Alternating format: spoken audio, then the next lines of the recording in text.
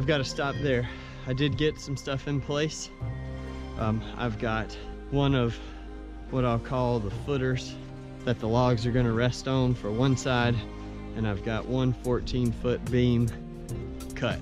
I'm pretty much out of time. I could stay just about another 30 minutes, but I've got some things I got to do today. And good news is I have all of tomorrow off, all of it. Day 2, we out here.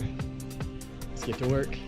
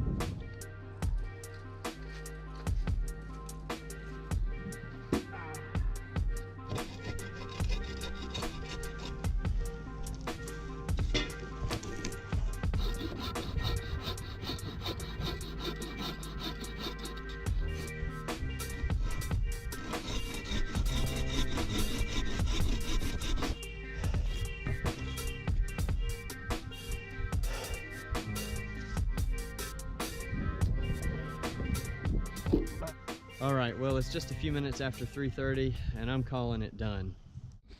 So we've got a bridge now that'll get us over this water feature.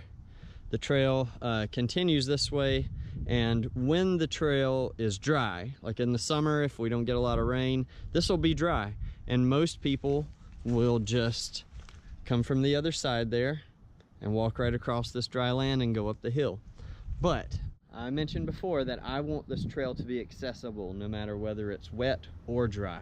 So when it's wet and we have this water hazard here, we now have a second option.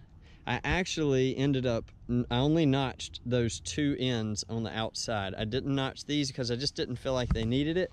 I mean, they're not wiggly or anything.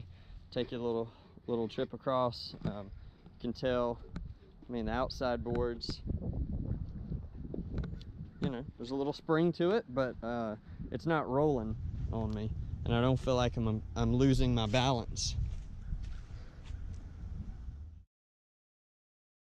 We are going to cross the creek from this side to there.